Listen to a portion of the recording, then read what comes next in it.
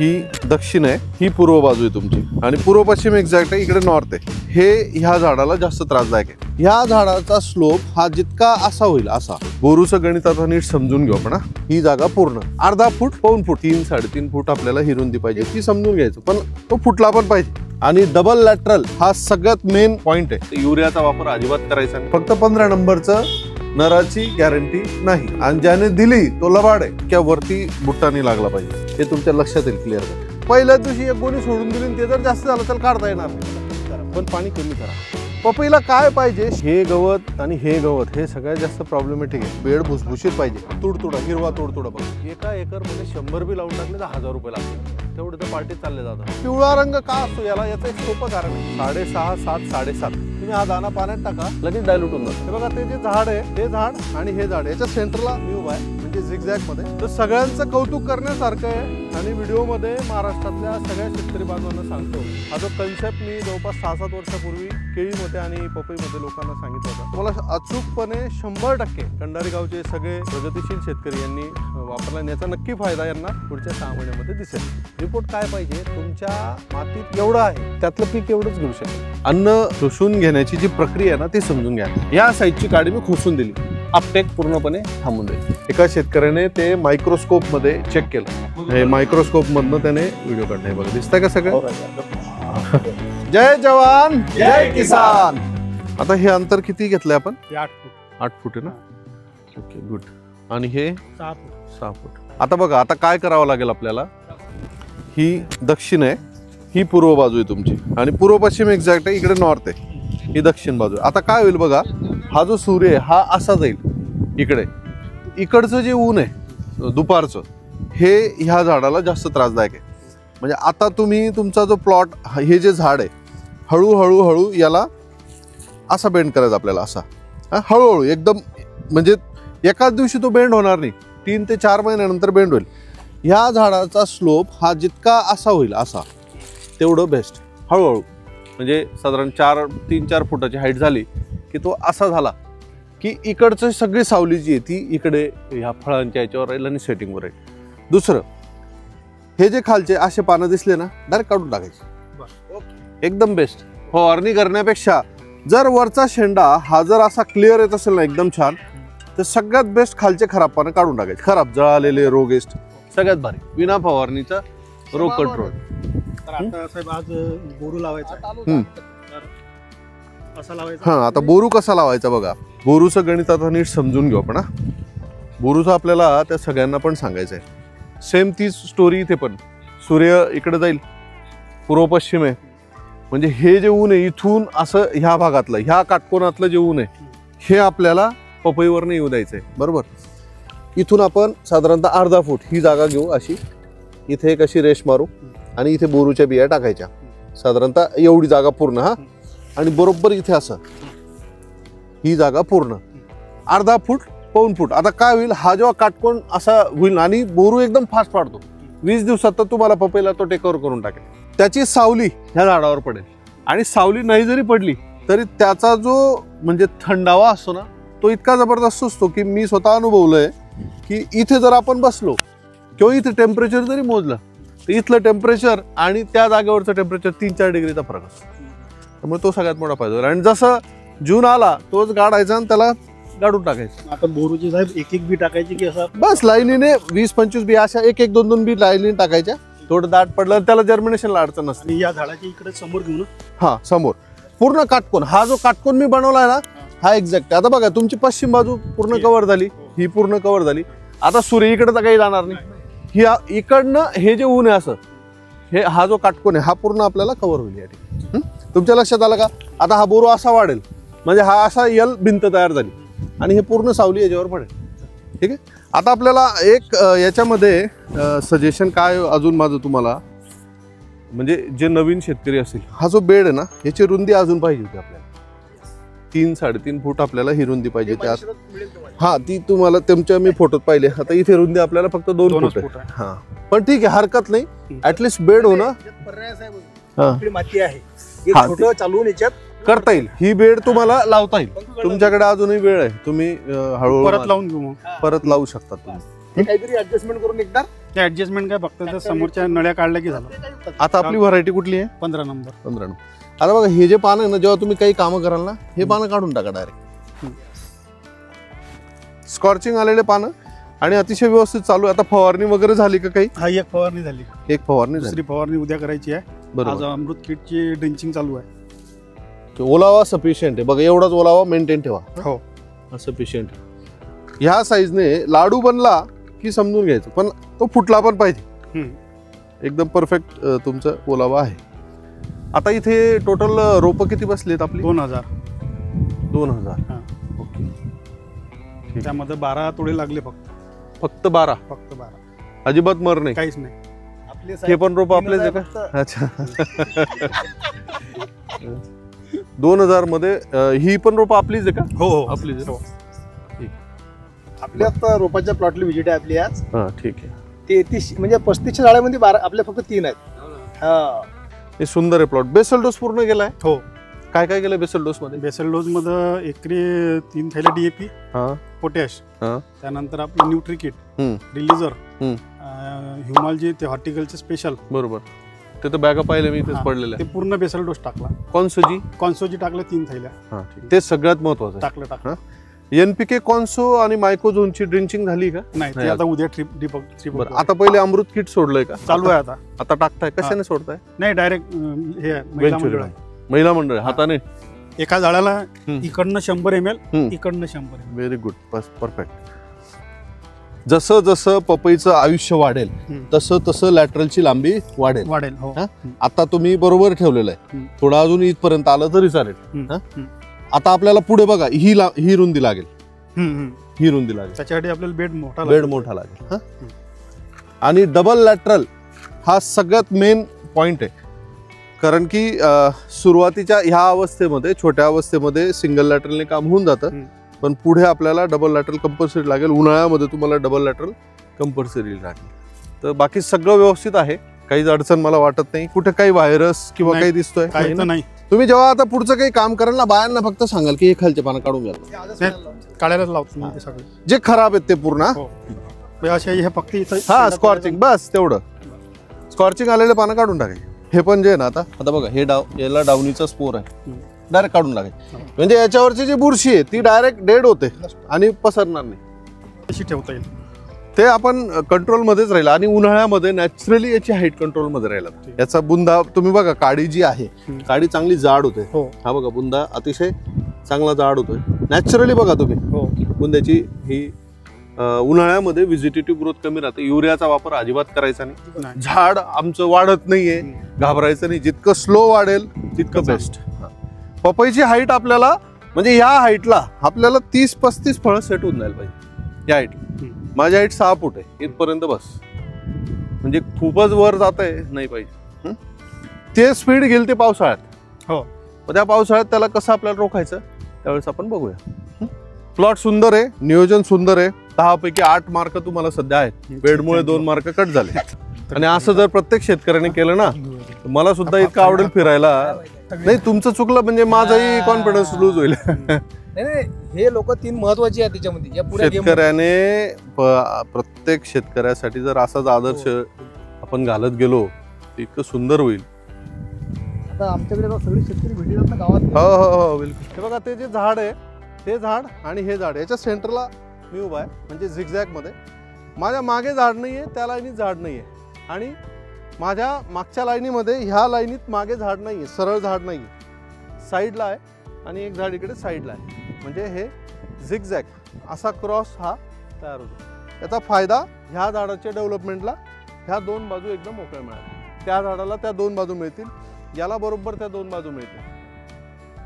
तर सगळ्यांचं कौतुक करण्यासारखं आहे. आणि व्हिडिओमध्ये महाराष्ट्रातल्या सगळ्या शेतकरी बांधवांना सांगतो, शेतकरी लवकर ऐकत नाही शक्यतोवर, पण मी आता जवळपास 7-8 प्लॉट बघितले. सगळं प्रत्येकाने अगदी काळजीपूर्वक हा जो कन्सेप्ट मी जवळपास 6-7 वर्षापूर्वी केळीमध्ये आणि पपईमध्ये लोकांना सांगितला होता, तुम्हाला अचूकपणे 100% कंडारी गावचे सगळे प्रगतिशील शेतकरी यांनी वापरला. आणि याचा नक्की फायदा यांना पुढच्या 6 महिन्यामध्ये दिसेल. तुम्हाला सांगतो, बॅक्टेरिया आहे. एका शेतकऱ्याने ते मायक्रोस्कोपमध्ये चेक केलं आणि त्याचा व्हिडिओ पाठवला मला. हा व्हिडिओ बघा, हे दिसतात सगळे बॅक्टेरिया, हो. हे करोडो अरबो खरबो आहेत 48 तासामध्ये. आणि हे असं औषध आम्ही बनवलेलं आहे ना, म्हणजे हे शेतकऱ्यासाठी वरदान आहे. हे मायक्रोस्कोप मधनं त्याने व्हिडिओ काढला. हे बघा, दिसतंय का सगळं? हे सगळे ते बॅक्टेरिया आहेत. हे त्याने काढलं आणि त्याने मला पाठवलं. म्हणजे लोक, आणि इतके जागरूक लोक जर असतील तर फसवणूक होऊ शकत नाही. नायट्रोजन म्हणजे अशी गोष्ट आहे की तुम्ही कुठल्याही पिकाला दिलं की 24 तासात मिळणार, त्याच्यापेक्षा जास्त वेळ लागणार नाही. मग आपण आज समजा 5 किलो सोडलं आणि आपल्याला वाटलं अरे कमी झालं, उद्या परत 5 किलो सोडून द्यायचं. कमी झालं, परत परवा 5 किलो सोडून द्यायचं. पण पहिल्याच दिवशी एक गोणी सोडून दिली आणि ते जर जास्त झालं त्याला काढता येणार नाही.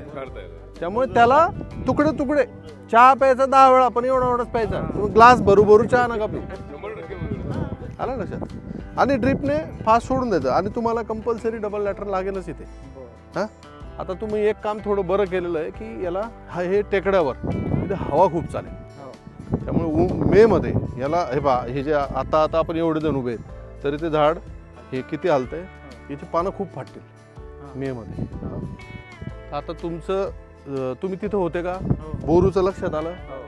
ही आता पश्चिमेकडे चाललंय ना, इकडे पश्चिम, अशी पश्चिम अशी, म्हणजे तुमची लागवड उत्तर दक्षिण झालेली बरोबर. मग याला पण गोरू आता बिलकुल असा, ही साईड टू ही साईड. हा हा, तो ताबडतोब करायचा आपल्याला. हा, पूर्व पश्चिम. पश्चिमेला आडवी भिंत पाहिजे, उभी भिंत तुमची पूर्वेकडे जाऊ द्या. आडवी भिंत पश्चिम पाहिजे. इकडे पश्चिम आहे ना, आडवी भिंत इकडे पाहिजे. म्हणजे इकडचं जे ऊन आहे ते अडवलं गेलं पाहिजे थोडं. हां, तर ते काम ताबडतोब करा, कारण आत्ता त्याला गरज आहे. आणि आता काय होतं माहिती का, सिंगल लॅटरलमुळे मी तुम्हाला सांगतो, तुम्ही 4 तास ड्रिप चालवताय बरोबर, त्याच्यामुळे झाडाची वाढ अजून थांबली. ड्रिप का चालवताय तुम्ही 4 तास? कारण तुम्हाला हा जो इथपर्यंत ओला दिसतोय ना मला, हा तुम्ही खूप वेळ ड्रिप चालवल्यामुळे एवढा ओला. साहेब, एकच दिवस मी 6 तास पाणी दिलं, त्याच्यानंतर माझं 1-1.5 तास पाणी चालू आहे फक्त. आता कमी करा, पण पाणी कमी करा, एकदम पाणी जास्त. लावण्याच्या आधी तुम्हाला काय बेडला ओला करायचा करून घ्या. एकदा लावल्यानंतर जर जास्त बेड ओला केला ना तर रूट झोन जाम होऊ शकतो, तो सडू पण शकतो. तिथे कॉलर रॉट होऊ शकतो, या ठिकाणी हे सडू शकतं, मूळ सडू शकतं. आधी तुम्ही पाणी देऊन घ्या. काय द्यायचं, बेड थंड करून घ्या. असा ओला लागवडीच्या आधी बेड करायला पाहिजे. नंतर 1 तास 1.5 तास भले रोज द्या पाणी, पण एकदम 5-5, 6-6 तास पाणी देऊ नका. म्हणजे हे हा आत्ता जो तुमचा बेड इथपर्यंत मला ओला दिसतोय, हे अति पाणी दिल्याचा परिणाम आहे. थोडं इथे कोरलं ना तर इथे सुद्धा ओलं निघेल. हे बघा, इथे सुद्धा पाणी आलं. आणि सर, या मातीचा गुणधर्म थोडा वेगळा आहे. हा, ही पाणी आडो पसरेल. म्हणजेच हिला जास्त पाण्याची गरज नाही. जी जमीन सरळ पाणी सोडते तिला पाण्याची गरज, हिला गरज नाही. काही आपली सरळ सोडणारी आहे. आमच्या जमिनीमध्ये खाली जाते. नाही, निचरा जर लवकर झाला असता तर इथपर्यंत पाणी पोहोचलंच नसतं. हे पाणी पाहिजे इथं पोहोचलेलं आहे आणि सिंगल लॅटरलने पोहोचलेलं आहे. म्हणजे याला तुम्हाला डबल लॅटरल जास्त गरजेची आहे, कारण की इथं थोडंच पाणी द्यायचं आहे. जास्त पाणी सिंगल लॅटरलमुळे तुम्ही पसरवायला जास्त पाणी होईल. इथे डबल लॅटरल दिला, अर्धा तास पाणी सफिशियंट. बोरू पटकन लावा. आणि अजून एक काम करा तुम्ही,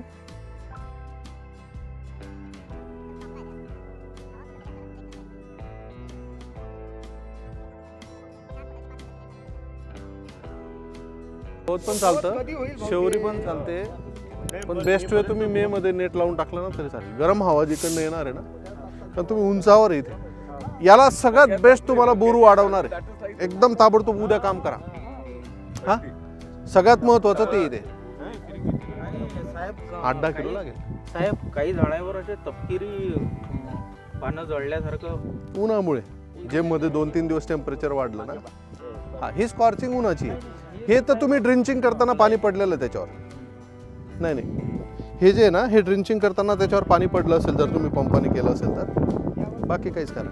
पपईला काय पाहिजे, शेंडा एकदम ओके पाहिजे. हा जो शेंडा आहे ना, हा क्लीन येतोय एकदम. बघा, एकदम क्लीन येतोय ना, बस दॅट्स इट. हे पान गेलं तरी चालेल. हे पान असंही डेड आहे आता, याच्यात फार काही जीव नाही आहे. हा शेंडा महत्वाचा आहे. हा, मधात थोडा गड्डा झाला पण हरकत नाही, तो होऊन जाईल मॅच. आता नंतर जेव्हा डोस वगैरे भरतील ना ते ठेवला भेटले. यांना 10 पैकी 8 मार्क दिले होते आपण. 2 मार्क यांचे बेडमुळे वजा केले. पाटील साहेबांना पण 10 पैकी 8 मार्क यांचे बेडचे मार्क वाढले. पण गवतामुळे 2 मार्क कमी होऊन गेले. आणि यांचं बेडही उत्तम आहे, गवत नाही काही नाही. शेतकरी थोडा कॉन्फिडन्स कमी आहे म्हणून तुमचा 1 मार्क कमी करतो.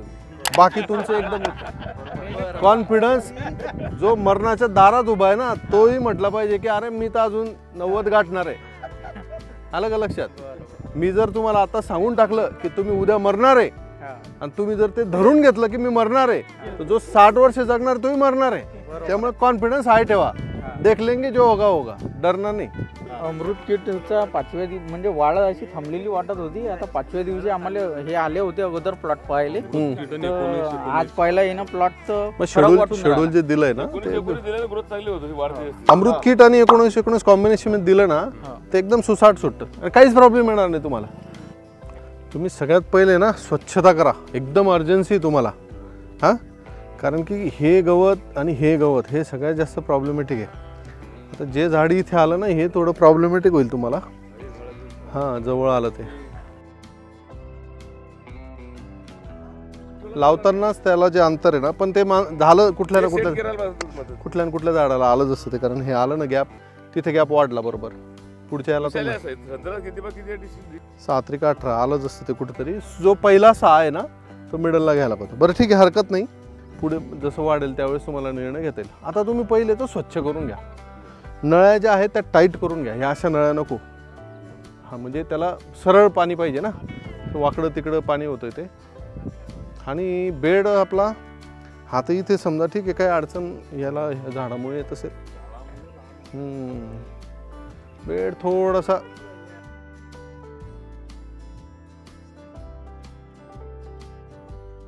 इथे थोडा खड्डा झाला.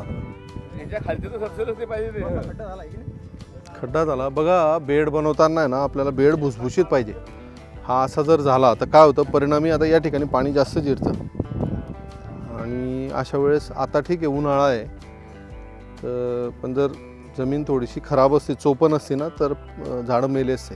थोडंसं आता चेंजेस आपण काहीच करू शकत नाही. आता चेंजेस एकच आहे, पहिले तर स्वच्छ करणे. नंतर जसे झाडं मोठे होतील थोडीशी माती आपण मध्ये दाबून घेऊ. कारण पावसाळ्यात नाही तर सगळा हा मधला भाग जो खोलगट झालेला आहे, हा खोलगट भाग सगळा पाणी साचेल. तर सध्या शेड्यूलनुसार चालू ठेवणे. हे स्कॉर्चिंग ड्रिंचिंगची झालेली आहे, हे तुम्ही काढू शकतात. हे पानांचा काही प्रॉब्लेम नाही. शेंडा ओके. फवारणी अजून काहीच झालेली नाही कोणाचीच झाली का? हां, कॉन्फिडर झालं आहे ना. पूर्ण पहिले साफसफाई करा. जशी थोडंसं एक 15-20 दिवसात झालं की थोडी माती आपण मध्ये टाकून घेऊ. हां, पावड्याने मध्ये करावी लागेल तुम्हाला. आता नळ्या स्ट्रेट करा बरोबर आणि साफसफाई करून घ्या. बाकी काही चिंता करण्याचं कारण. मर आहे का कुठे? हे पाणी पडलं त्याच्यावर, एकदम पाणी टाकलेलं त्याच्यावर. डायरेक्ट ड्रिंचिंगचं पाणी ना वरती पडलेलं आहे. येऊन जाईल त्याला, शेंडा चालू आहे त्याचा. ज्यांच्याकडे रोपं शिल्लक असतील ना मोठ्या पिशवीत भरून घ्या, ते तुम्हाला लावता येते डायरेक्ट. साफसफाई जास्त महत्त्वाची. सुरुवातीच्या पिरियडला रस शोषणाऱ्या किडींचा प्रादुर्भाव जर जास्त झाला तर आत्ताच व्हायरस अटॅक करू शकेल. त्यामुळे जितकं स्वच्छ कराल ना तेवढं योग्य राहील. गवत नका वाढू देऊ. थोडं एखादं काम फवारणीचं खताचं लेट झालं चालेल, पण गवत आपल्याला नको पाहिजे. आणि बोरू, बस हे 3च कामं मला सध्या सगळ्यांची वाटतात. थोडंसं बेडमध्ये आपण चुकलेलो आहे, 19-20 झाला. करता आला असता या बेडवर रोटा मारून त्याला थोडंसं जोडता आला असता. हां, बारीक नाही झाला. हां, थोडंसं खर्च झाला असता थोडा, पण मग एकदाच बेड बनला असता. पण अजूनही त्याला करता येईल. पहिले तुम्ही फक्त साफसफाई करून नळ्या प्रॉपर करून घ्या. आता नळी बघा कशी चालली ती. आणि 18 mm आहे का? 16 एवढी मोठी कसं काय? फारच जाड आहे नळी. नळी सरळ करून घ्या, असं इतकी लूज नका ठेवू. हां, जुन्या तुरीच्या फुटल्या त्या असतात, त्या तशाच जास्त झाला तर त्याच्यावर पोपईवर व्हायरस जास्त येते. तुरीची कोवळी पानं, मुगाची कोवळी पानं, उडदाची कोवळी पानं सकिंग पेस्टला सगळ्यात जास्त अटॅक करतात. आणि जेवढं रस शोषणारी किडी याच्यावर सगळ्यात जास्त रस शोषणारी किडीचा अटॅक आहे. हे सगळ्यात लवचिक पानं आहेत. मूग, उडीद, तूर, द्विदल सगळं तुम्ही बघा, लवचिक पानांवर रस शोषणारी किडी भरपूर आहे. हे पटकन साफ करून घ्या तुम्ही. 7 मार्क आहेत तुम्हाला, पुढच्या वेळेस 9 पर्यंत जायचं आहे. 10 पर्यंत. हां, 10 तर फार क्वचित आहे मिळणं. तुम्ही नीट ऑब्झर्वेशन जर केलं ह्या ट्रॅपचं, हा सगळा जॅसिड आहे ना, तुडतुडा, हिरवा तुडतुडा बघा, हा किती मोठ्या प्रमाणावर आहे. आता आपल्याला काय लक्षात येतं, 10 रुपयाची गोष्ट आहे. एका एकरमध्ये 100 बी लावून टाकले तर 1000 रुपये लागतील. तेवढे तर पार्टीत चालले जातात. हे 100 लावून टाका प्रत्येकाने. याच्यात फायदा काय होतो, रस शोषणारी किडी आहे असं म्हणून आपण मोकळ होतो. पण कॉन्फिडर जर घेतलं तुडतुडा मरणार नाही सगळा 100%. पांढरी माशी जात नाही, बरोबर. मग रस शोषणारी किडी आहे. आता मी सांगू शकतो गॅरंटेड ह्या शेतामध्ये हिरवा तुडतुडा जास्त. हा याचा पहिला फायदा आहे की कुठली कीड जास्त आहे. सगळ्यात जास्त तुडतुडा जॅसिड आहे. मग आता जॅसिडसाठी आपण काय घेतलं पाहिजे, टोकन. असं औषध आपल्याला घेतं. जर समजा आपल्याला मावा जास्त दिसला असता, आता ही जी माशी दिसते ना, ही मोठी माशी दिसते बघा, ही मोठी माशी, काळी माशी, ही ना लिप मायनरची माशी आहे. लिप मायनर म्हणजे नागाळीची, ही नागाळीची माशी. पण आपल्या पपईवर नागाळी येत नाही अजून, पण ती तरी तुमच्या वातावरणामध्ये आहे. पण आपल्याला चिंतेचं कारण नाही. पण सगळ्यात मेजर काय आहे, तो आहे हिरवा तोडतोडा. मेजर हिरवा तोडतोडा आहे आणि काळा मावा आहे, ॲफिड्स आहे थोड्याफार. तर तुमच्याकडे आणि पिवळा रंग का असतो याला, याचं एक सोपं कारण आहे. पिवळ्या रंगाची फुलं, पिवळ्या रंगाचं पान किंवा पिवळा रंग आणि एक हा निळा रंग. हा जो निळा रंग आहे हा ह्या नागाळीच्या माशीला अट्रॅक्ट करतो. आणि पिवळा रंग जो आहे तो मावा, तुडतुडे, पांढरी माशी याला अट्रॅक्ट करतो. म्हणून हे पिवळे पाहिजे. हां, तर आता इथे म्हणजे आपल्याला याच्यावरनं हे कळतं की रस शोषणारी किडी कुठली आहे. पांढरी माशी असेल तर मग आपल्याला ॲसिटामाप्राइड घेता येईल किंवा त्याच्या पुढचं आपल्याला मॉलिक्यूल घेता येईल. नुसतं कॉन्फिडर आणलं, उलाला आणलं म्हणजे सगळी सकिंग पेस्ट जाणार नाही. तर त्यामुळे जर तुम्हाला पिवळे सापळे जेवढे लावता येतील तेवढे लावून टाका. आणि नाहीच काही ना, तर याच्यावर साधा गोळाचा पाक पण लावून टाकला ना, समजा 10-15 दिवसानंतर, तरी चिकटपणा राहतो. ते चिटकत राहतं. जमिनीचा सामू आणि पाण्याचा सामू हा प्रॉब्लेम करतो. 6.5, 7, 7.5 हे सगळ्यात बेस्ट. 7.5च्या वर जितकं जाईल तेवढा प्रॉब्लेम, 6.5च्या खाली येईल तेवढा प्रॉब्लेम. 7, 7.5 तर असणारच आहे.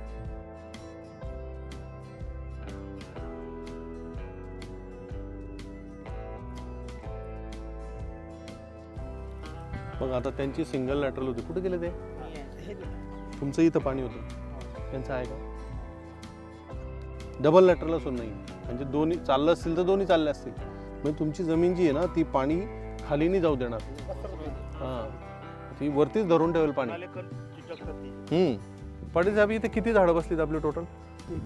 33. एकदम सुंदर आहे प्लॉट. नळ्या टाईट करून घ्या. बेडची हाईट थोडी 19-20 झाली आहे किंवा हरकत नाही. हां, इथे जरा नाही, हे झाडामुळे ते कडक पण आहे थोडं.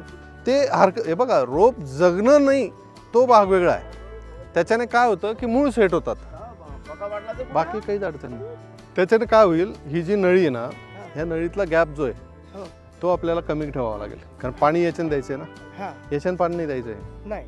म्हणून झाडातलंच अंतर कमी ठेवावं लागेल.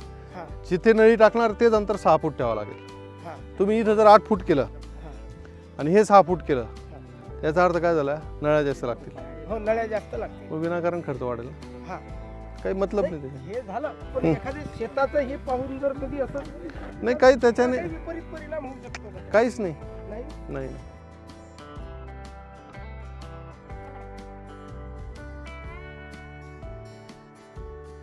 तुम्ही हे झाड बघितलं याचा फरक आहे.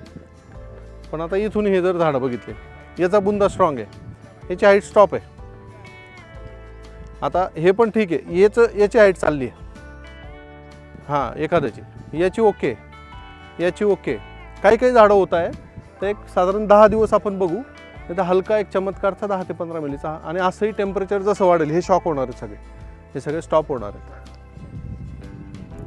याच्यासाठी काय आहे ना, नाही बरोबर आहे, बरोबर आहे. आता याच्यासाठी काय आहे, ही जी नळी आहे, तुम्हाला मी सगळ्यांना सांगतो, तुम्ही नळी टाईट करण्याचं कारण, याचा डिस्चार्ज इथं होतो डायरेक्ट इथे. हा डायरेक्ट कॉलर रॉटला आमंत्रण आहे. हा डिस्चार्ज आपल्याला इथं पाहिजे, अर्धा फूट. म्हणून नळी टाईटच पाहिजे. कारण दोन्ही जर डिस्चार्ज इथं होत राहिलं आणि समजा अर्धा तास एक्स्ट्रा पाणी गेलं तर कधी विल्टिंग येऊन जाईल तुम्हाला पत्ताही लागणार. त्यामुळे हे नळ्या टाईट करून घ्या, सगळ्यांनी नळ्या टाईट करून. बघा आता हे याची हाईट एकदम स्टॉप आहे, तर स्टेम जाड झाला आहे, एकदम परफेक्ट आहे.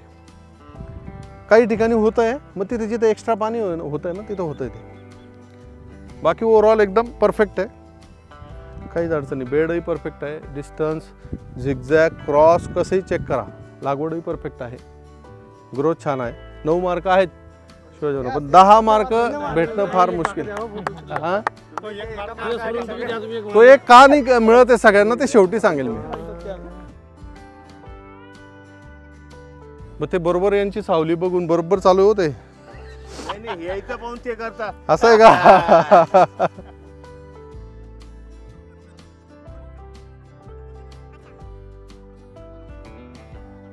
काही नाही, झाडं परफेक्ट तेवढीच बसलीत. तुमची जेवढी तेवढीच आहेत त्यांची. 8x6 आहे, उलट यांची 5-25 जास्त असेल.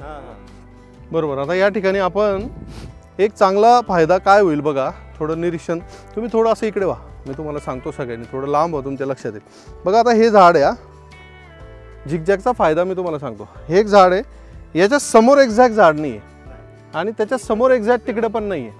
म्हणजे याला आता डायरेक्ट मिळाला 18 फूट सरळ आणि इकडे पण याला मिळाला 18 फूट डायरेक्ट, जो एक्झॅक्ट सरळ आहे.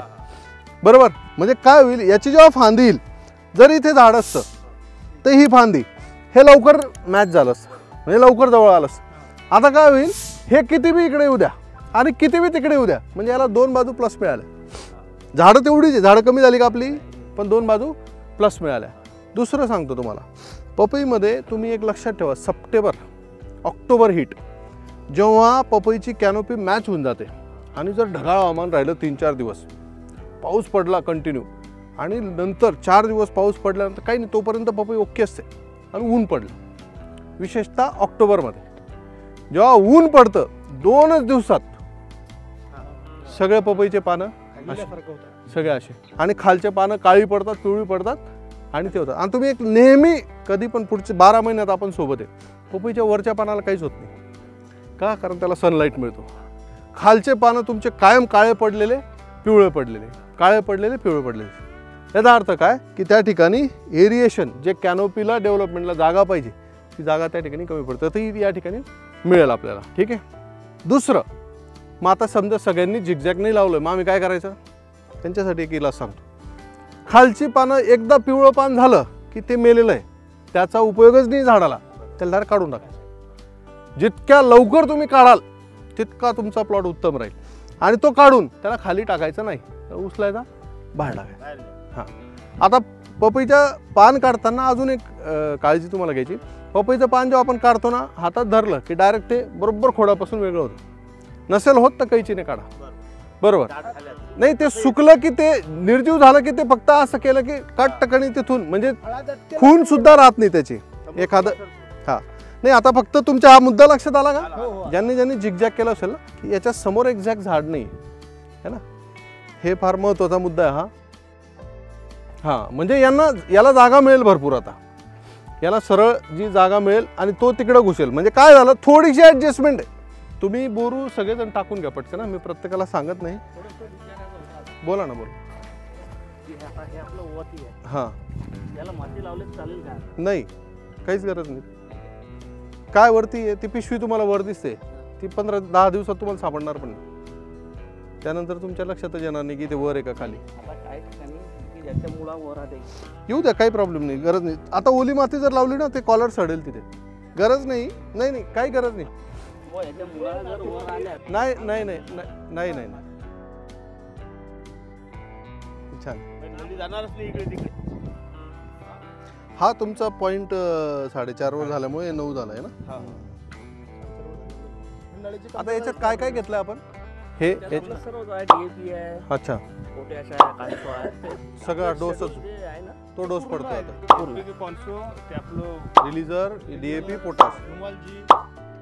ते 1 मिनिट थांबा बरं, 1 मिनिट दाखवा मला. आता याच्यामध्ये लेंडी खत पण आहे ना.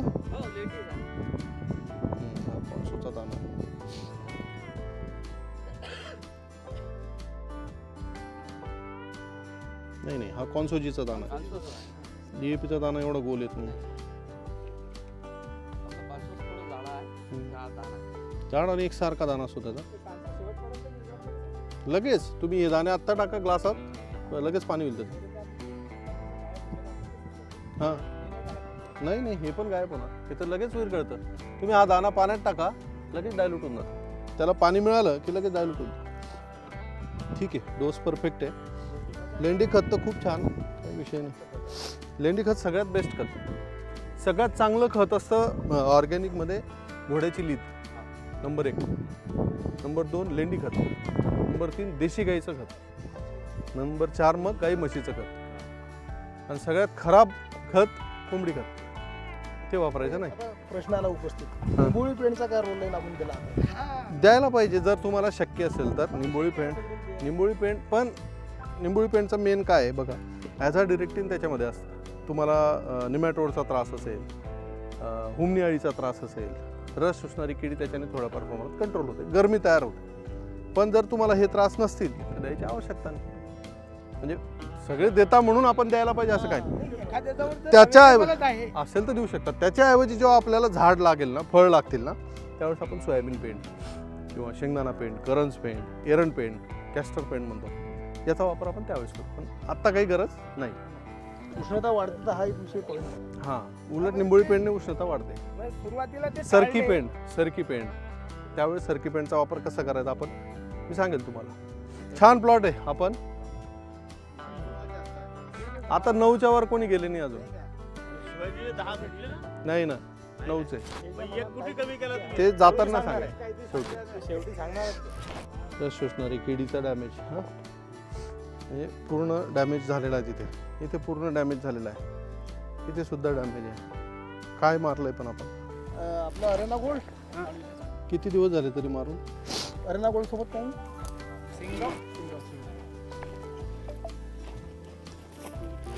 काय जॅसिड खूप येते.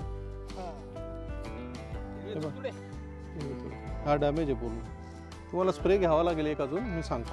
पण आपल्याला बरंच सुधारणा करावी लागेल पाटील साहेब. बेड आपला बनला नाही पूर्ण नाही, पण ॲटलिस्ट ह्या सेगमेंटमध्ये ह्या भागात बनला पाहिजे होता.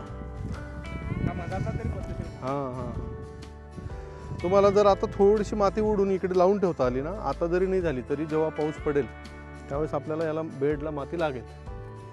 तो भाग ठीक आहे मधला, पण ही माती आपल्याला लागेल इथे.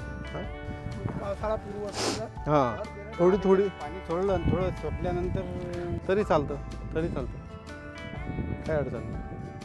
थोडीशी ही नळी जरी एक दिवस अशी इकडे सरकून घेतली आणि तिला चालू दिलं रात्रभर, ती नळी तिकडे सरकून घेतली म्हणजे दोन्ही भाग ओले होतील. नंतर गोळा करून मग माती थोडी उडून घेता येईल, तरी बी चालेल. काही साईड इफेक्ट नाही, काहीच नाही, उलट बेस्ट. पण आता एवढ्या 8-7-8 दिवसात होत असेल तर लावा. एकदम दुपारी 1 वाजता तुम्ही ऊन लावलं तापली जमीन आणि मग स्प्रिंकलर लावू नका. सकाळी लागलं पाहिजे, रात्री. हां, पण फवारणी घ्यावी लागेल, बाग स्वच्छ करावी लागेल. तुम्हाला 6 मार्क आहे. तुम्हाला पुढच्या व्हिजिटला फार आपल्याला चांगलं बनवावं लागेल. बेड आपल्याला फार आवश्यक आहे, कारण बेडशिवाय ना याचा रूट झोन आहे ना असा खाली नाही जाणार आहे, 4 फूट आडवा पसरणार आहे. त्यामुळे आपल्याला बेड कंपल्सरी पाहिजे. जास्तीत जास्त हाईट असली बेड तेवढी जाईल. हां, आडवाच त्याला स्कोप आहे. कारण त्या मुळा जास्तीत जास्त त्या सरफेस चालतं समजा. आणि हे तण काढून स्वच्छ करा. हा जॅसिड जो आहे ना ह्या गवतावर सगळ्यात जास्त आहे. दुसऱ्यांदा निधन चालू आहे. पहिले झालं एवढं गवत फास्ट उठतं,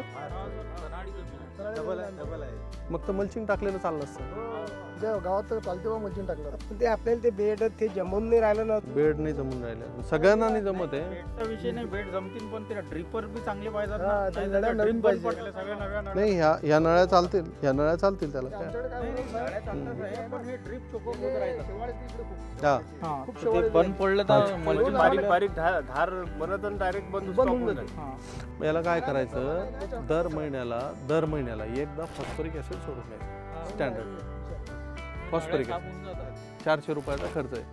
त्याचा साईड इफेक्ट बी काही नाही. आणि तुम्ही समजा 7 महिन्याला 7 वेळा जर 7 लिटर फॉस्फरिक ऍसिड सोडलं म्हणजे 1.5 बॅग DAPचं काम कमी झालं. म्हणजे तुमचे पैसे कुठे वाया जातात. फक्त फॉस्फरिक ओरिजिनल पाहिजे. हे आपल्याकडे असेल तर मग आपण- हा आहे, मिळतं ना. 1 लिटर घेतलं की 1.5 किलो वजन येतं. ते त्याचं मेन कॅरेक्टर. ते सोडलं की ते क्षार वगैरे विड्रॉल करतं आणि फॉस्फरस पण त्या ठिकाणी मिळून जातं. ज्याला आता अडचण आहे ना त्याने डायरेक्ट 1.5 लिटर फॉस्फेट येतं, ड्रिपने सोडून द्यायचं. या स्टेजला 1 लिटर. मोठं झाड झालं 5 लिटर.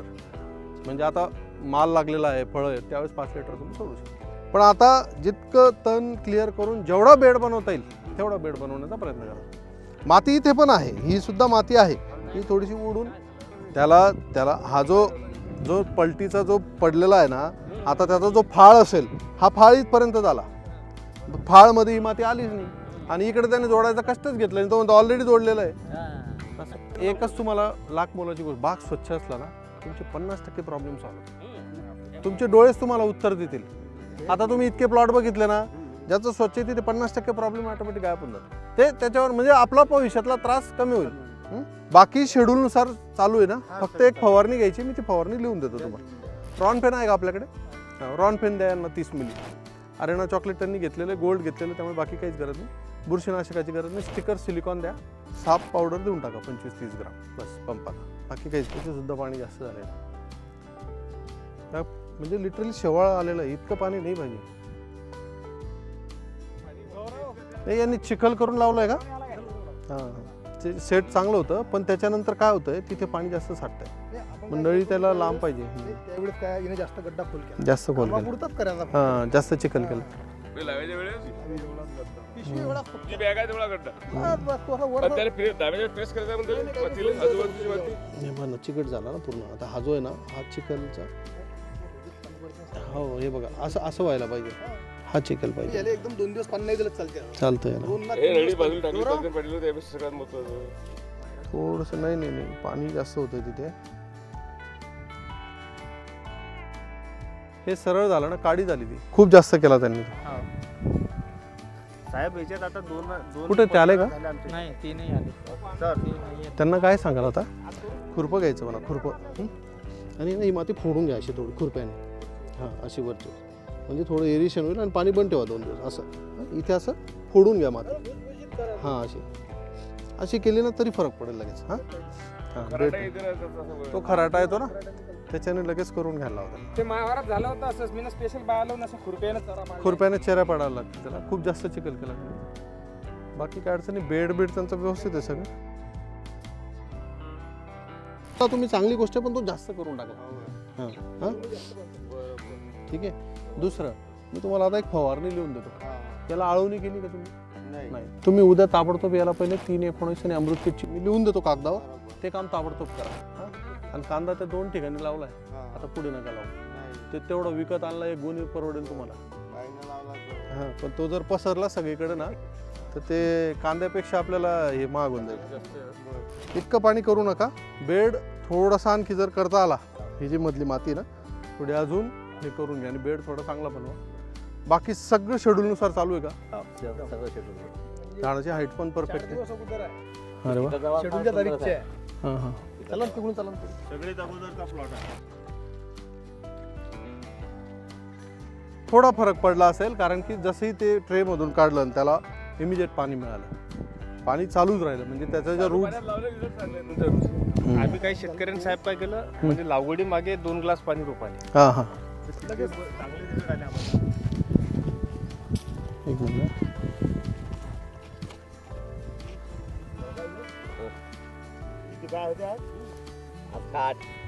पण चांगले तुम्हाला 8 मार्क आहेत.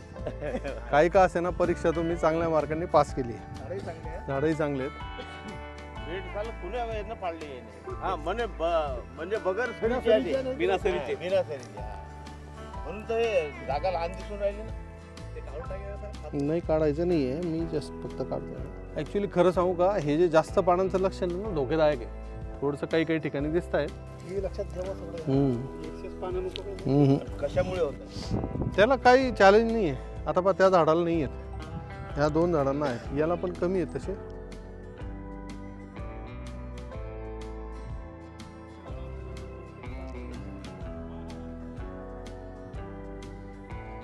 स्टम जाड आहे, त्यामुळे काही असं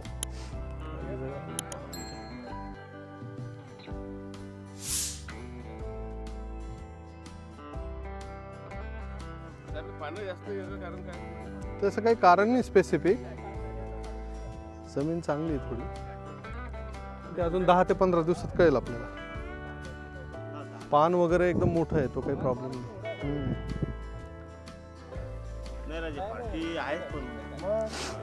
छान आहे. फक्त आता पाणी बेतात ठेवा. हा खूप पाणी वाढू नका. थोडं शॉक झालं झाड चालेल, थोडं पाणी जास्त होतं. आता हा माल, हा पपई तुमची काय भाव जातो आता? आता 12 रुपये. गाडी भरली का ना त्याची? पिंपळगावला येणार माल जो तुमचा दूर पाठवणारे आता 12% गाडी गेलेली गाड्या आम्हाला असं वाटतं 6-7 क्विंटल निघेल, तो 21 क्विंटल निघला. 2 टन माल निघाला. 12 रुपयाप्रमाणे 25,000 रुपये झाले. काय पाहिजे मला सांग? 25,000 रुपयाचं सोयाबीन होते तुम्हाला. 1500 झाडातले 1000 झाडं गेले होते. 500 झाडांचे ते त्यांचे 500. किती झाले? 2,92,000. 500 झाडांचे झाले की म्हणजे एकरी 6 लाख रुपये.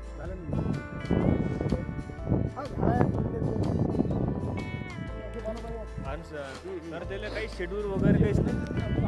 सगळं नशीब नशीब. चला छान आहे. फक्त नळ्या टाईट करा, पाणी कमी करा, बेड बनवा. हां, बाकी ड्रिंचिंग वगैरे झालं ना व्यवस्थित सगळं? ठीक, शेड्यूल प्रमाणे सगळं चालेल. ठीक आहे. ऑर्गॅनिक कार्बन तुमच्या जमिनीत कमी असण्याचं कारण नाही, कारण तुम्ही गांडूळ खत अमुक डमुक टाकत राहतो. एक तर मोठा प्रॉब्लेम जमिनीचा पीएच, पाण्याचा पीएचची जास्त शक्यता वाटते मला. हां, आणि मेन हे पाणी डायरेक्ट बंद करा. ते चांगलं आहे का वाईट आहे आपण ते नंतर बघू. तुम्ही इमिजिएट त्या पाण्यावर शिफ्ट होऊन जा, म्हणजे आपल्याला लगेच कळून जाईल.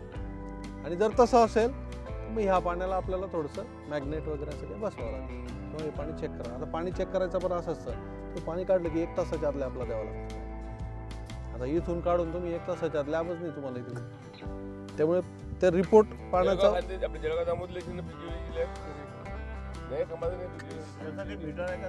ते पीएच कळेल फक्त आपल्याला. त्याचा TDS काही ना काही TDS पाहिजे, TDS पाहिजे, त्याच्यातलं मुक्त हे आयन्स पाहिजे, पीएच पाहिजे.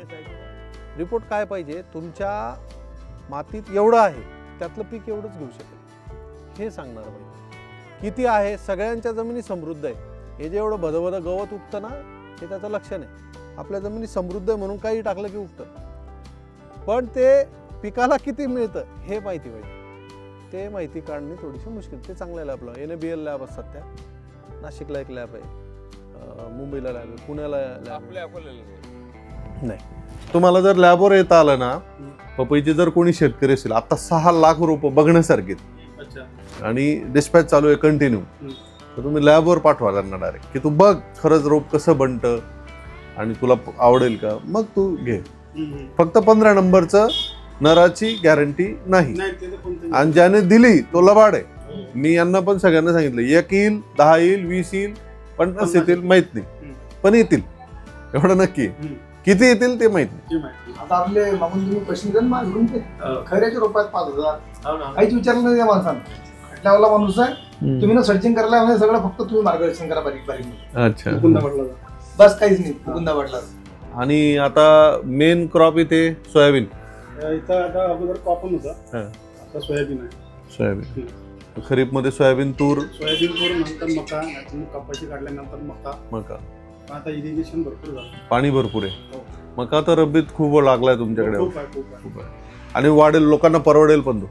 2,000च्या खाली मक्याचा भाव जाणार नाही. 40-50 क्विंटल मका या लोकांना आरामशीर होईल. 70-80 हजार रुपये हरभऱ्यापेक्षा परवडणार आहे, आणि चारा होतो प्लस, म्हणजे दोन्ही बेनिफिट होतात. थोडा चारा होतो आणि जास्त ताण नाही, जास्त ताण नाही. थोडं डुकरांचाच त्रास नाहीये. खारपण, थोडं खारपट जमीन असतील. काय होतं साहेब, डुकरं डिवाइड होऊन जातात. हा, एवढा मका असला की डिवाइड होऊन जातं. पण तुम्ही एकदा बाजीराव बघा, काहीच नाही भेटला नाही ना आम्हाला त्यावेळेस. खूप शॉर्ट आलं. डबल म्हणजे डबलच आहे. मग मी तर एकच कॅल्क्युलेशन मानतो, पण त्याला डबलच आहे. आणि काय आहे, हे जे मक्यामध्ये ना इतक्या वरती बुट्टा नाही लागला पाहिजे, 4थ्या इंटरनॉटला लागून जायला पाहिजे. हे इथे जितका वर लागेल तेवढं त्याचं वेट कमी होईल. हा, आता बघा, हा तुमच्या पहिला, दुसरा, तिसरा, चौथा, 5वा आहे, तरी हा इथपर्यंत चालेल. हा डायरेक्ट 7वा 8वा आहे. 1 2 3 4 5 6 7व्यावर आहे.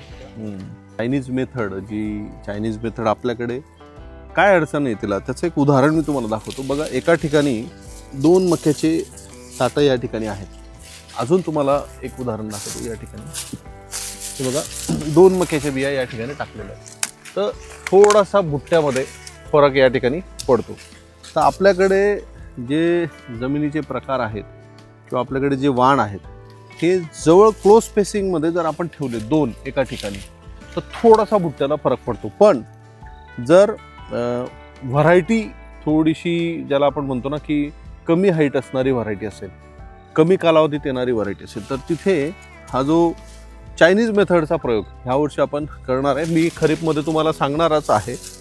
आता मला ते जाणवलं म्हणून तुम्हाला या ठिकाणी तो फरक सांगितला. डबल या ठिकाणी सुद्धा बघा 2 दाणे म्हणजे इथे 2 दाणे एका ठिकाणी पडले. तर भुट्ट्यामध्ये फरक बघा. हा 2 दाण्याचा भुट्टा आहे आणि हा सिंगल एका दाण्याचा भुट्टा आहे. हे तुमच्या लक्षात येईल क्लिअर कट. एकच व्हरायटी एकच शेत आहे म्हणून आपल्याकडे चायनीज मेथड सक्सेस होईल की नाही होईल ही जरा मला शंका आहे. अर्ली व्हरायटी जर केली तर शक्य होईल पण लॉंग ड्युरेशन व्हरायटी नाही शक्य होणार.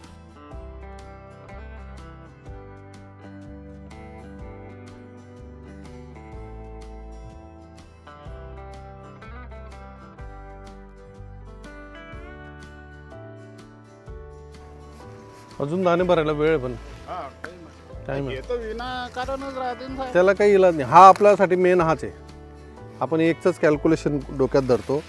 आपल्याकडे तरी यांनी दाट लावलाय खूप. 40-50च्या खाली ॲव्हरेज नाही येणार पण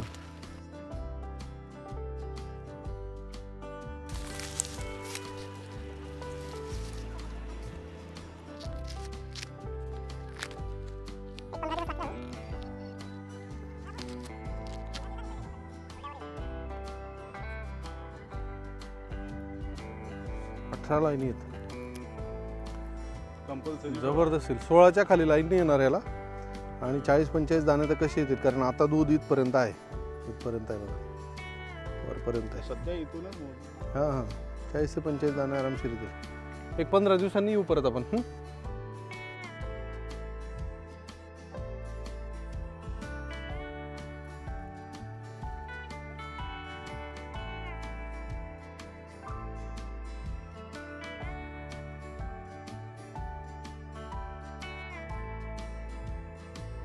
टोचायची हो पण उत्तर आहे नाही पण उत्तर आहे.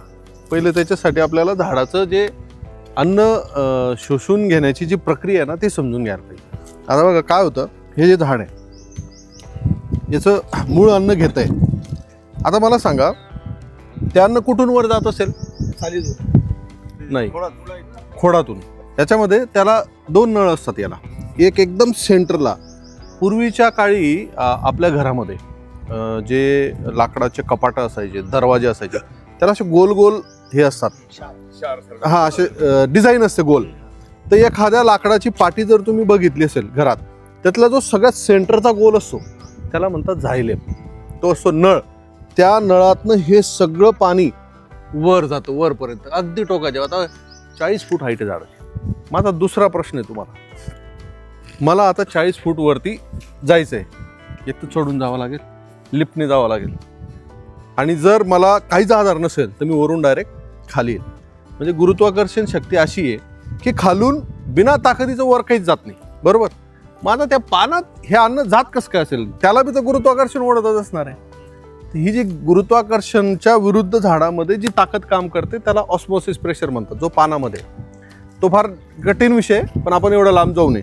आता 2 नळ आहेत. एक आहे झायलेम ज्याच्यातनं अन्न वर चाललंय. ठीक आहे. प्रकाश संश्लेषण क्रिया होते आणि हा जो सालीचा भाग आहे याला म्हणतात फ्लोएम. याच्यातनं ते अन्न परत खालपर्यंत येतं कारण याला बी जगायचं आहे ना. हा कुठून जगणार आहे? तो जे खातोय ते कच्चं अन्न आहे. जे प्रकाश संश्लेषण क्रिया होऊन खाली जाते ते पक्का अन्न आहे. जर त्याने खालच्या खाली जिथं खाऊन घेतलं असतं तर पानांची गरजच नव्हती. मग आपल्याला हा म्हणेल मी बी इथेच खाऊन घेतो. वर्षांना गेलंच नसतं. गव्हर्नमेंटकडनं सबसिडी आली खाल जात जात ती संपली तसा प्रकार हा झाला. पण हे सगळं अन्न वर जातं आणि वरून परत प्रोसेस होऊन खाली येतं. आता काय होईल? आता या झाडाचा खोड समजा 3 फुटाचा डायमीटर आहे. इथे जर आपण सेंटरला काडी टोचली तर काही पर्सेंट म्हणजे अगदी 1% मध्ये त्याचा झायलेम आणि फ्लोएम हा ब्लॉक होईल. काही पर्सेंट म्हणजे काय होईल थोडक्यात की त्याची वाढ काही काळासाठी थांबेल. बरोबर. पण आता तुम्ही असं समजा की माझ्या झाडाचं खोड एवढंच आहे आणि याच्यामध्ये मी साधारणतः ह्या साईजची काडी मी खोसून दिली म्हणजे 40% झाडाचं खोड ब्लॉक झालं. बरोबर. लक्षात येत आहे? 40-50% झाडाचं खोड जर ब्लॉक झालं म्हणजे डायरेक्ट अपटेक पूर्णपणे थांबून जाईल. मग इथे उलटी रिॲक्शन येऊ शकते. म्हणजेच काय की जेव्हा बुंद्याची साईज ही बऱ्यापैकी असेल, साधारणतः ह्या साईजला 1/2 फूट डायमीटर असेल, त्यावेळेस जर तुम्ही काडी टोचली ती पण ह्या साईजची तर हरकत नाही. हा, याच्यापेक्षा थोडंसं मोठं, बरोबर. पण एखाद्याने आता पपईचं खोड एवढंच आहे आणि त्याच वेळेस काडी टोचून दिली तर झाड ब्लॉक होऊन जाईल आणि त्याला गंभीरीचा होईल, म्हणजे लक्षात आलं का. काडी खोसायची पण आहे, त्याचं लॉजिक एकच आहे की काही काळासाठी सप्लाय ब्लॉक होईल आणि तो सप्लाय जो आहे तो ब्लॉक झाल्यामुळे त्याची ग्रोथ त्या ठिकाणी थांबेल. पण जर तुम्ही अतिरिक्त नायट्रोजनचा वापर नाही केला, युरियायुक्त खतांचा वापर नाही केला, काही वाढ त्याची जर नॅचरली तुमची थांबली, तुमची जमीन पांढरी आहे, थोडंसं पाणी त्यावेळेस तुम्ही कंट्रोल केलं तर हाईट आपल्याला रोखता येते. फारच वाटलं तर काही ठिकाणी तुम्ही CCचा वापर करून, चमत्कार आहे, लिओसिन आहे, याचा वापर करून पण आपण हाईट थांबू शकतो. त्यामुळे प्रत्येक वेळेस काडीच खोसली पाहिजे अशी आवश्यकता हा, त्यावेळेस आपण हाईट थांबवू शकतो. युरियाचा वापर फक्त पपईमध्ये नाही पाहिजे. पपईला नायट्रोजन वरचे जवळपास, पपईची हाईट खुंटली आहे चालेल, नो प्रॉब्लेम, त्याची हाईट बुटकी राहिली तरी चालेल, पण शक्यतो नाही. म्हणून मी याच्या पूर्ण समर्थनार्थ नाही. याचे काही परिणाम अजून मी बघितलेले नाही स्वतः प्रत्यक्ष, की खरोखर 100 झाडांना टोचलं आपण आणि तिथे आता काय होतं, हे सोशल मीडियामुळे हे व्हायरल झालंय, पण प्रत्यक्ष शेतामध्ये मी नाही बघितलं. म्हणून पपईच्या खोडात काडी खोसायची की नाही खोसायची, तर सध्या माझं उत्तर आहे नाही. आणि खोसायचीच असेल, खोड परिपक्व असेल तर अशा साईजची काडी खोसा, पण ह्या अशा खोडमध्ये अशी खोसून त्याची हाईट थांबवण्याचा प्रयत्न करू नका. ठीक आहे. जय जवान जय किसान.